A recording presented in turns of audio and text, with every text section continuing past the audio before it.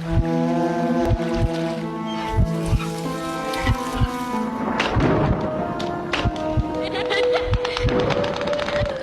and welcome back to the channel. My name is Scott and I'm going to be your host today as I take you all the way back to the Arctic, all the way back to The Thing. In fact, we're going to go back beyond The Thing, back to the prequel of The Thing that came out after The Thing. Back to the future! Back to the future! Back to the future. Back to the future! Back to the future! Back to the future! Back to the future! But before we get into that, make sure you drop me a like, subscribe here, and click that notification bell so you get told when we're going to release more videos. As I say, today we are going back to The Thing, the prequel of The Thing that came out in 2011. We're going to start, though, by giving you a bit of a refresher on The Thing. So for those of you who haven't seen The Thing, first off, stop this video now and go and watch that, because it is arguably one of the greatest horror movies ever made. And whenever people have the discussion of the best of the best horror movies and the best of John Carpenter, The Thing is always in the mix. So this follows the research station in the Arctic as they uncover something in the ice. And this thing that they uncover, well, it comes to life. It takes the form and shape of other things and ultimately eliminates them one at a time by taking them over and taking it. It's just an incredible movie.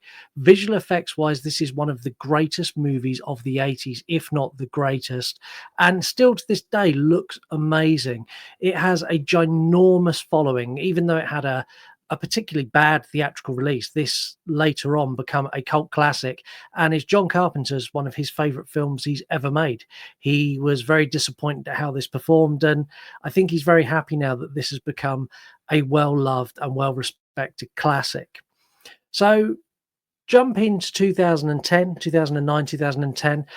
Matthias Van Helling wanted to do a prequel, and he had the vision of emulating what had been done before.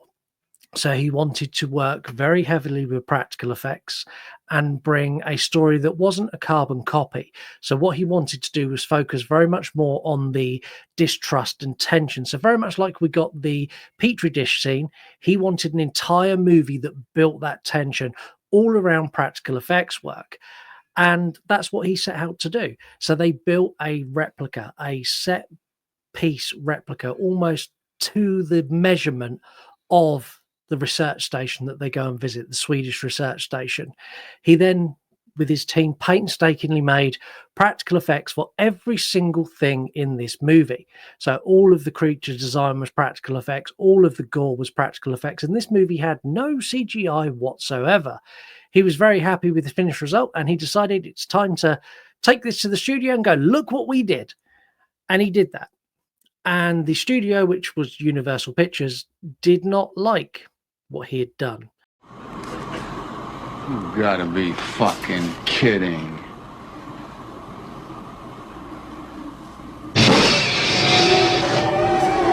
So what they'd said is that they wanted to get to the creature reveal quicker. They didn't want this slow burn. They didn't want this slow build. They wanted more impactful visual effects. And the way they wanted him to do that was with CGI. This led to huge arguments and discussions with Universal Pictures, but evidently they are the production company. They won every single argument. So throughout this movie, there are several scenes that were reshot, and they were reshot to incorporate digital visual effects as opposed to the practical ones that were created. They also overglossed and overpainted visual effects, so that where there was stunning practical effects work that had been done, they replaced that with CGI because they wanted something that they felt was more impactful and they felt would resonate better with audiences.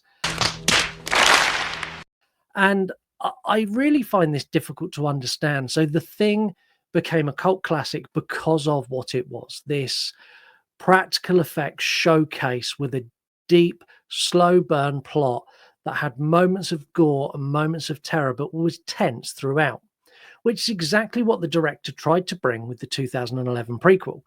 And the studio basically went, no. Everything that made The Thing great, we want you to do the complete opposite of that. You are a moron. And they released the movie, and the movie was not received very well. After the movie was released, the director was very, very vocal in that his image for this movie and his vision was completely compromised by the studio. They overhauled everything he wanted to do and basically undercut every decision he made creatively about how this movie would look, how this movie would be paced, and how this movie would come across to audiences. And because of that, he flat out refused to work with any US studios since. And I still think to this day, I don't think he's worked with a major production studio in the United States since this has happened. I think The Thing 2011, had we got it in its intended form, would have been not only a fitting tribute, but potentially a better movie than The Thing.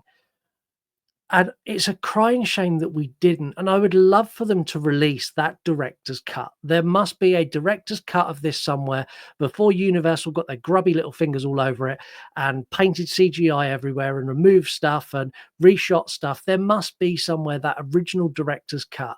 And this is my petition today. I want that cut. I need that cut. And I want you all to get behind this video and demand the cut. Demand the cut that is the true essence of The Thing, the true essence of John Carpenter in a prequel that we never got. That's what I would like. Also, I'd like you to drop in the comments what you think of the prequel as it is now and whether you'd like to see this one. And let me know what you think of The Thing in general, because I know there's some people out there who don't rate this movie. I'd love to know what you think as well. Also, make sure you drop me a like, comment, and subscribe so you get notified when we drop new videos. And until the next time, I'll catch you real soon. See you later.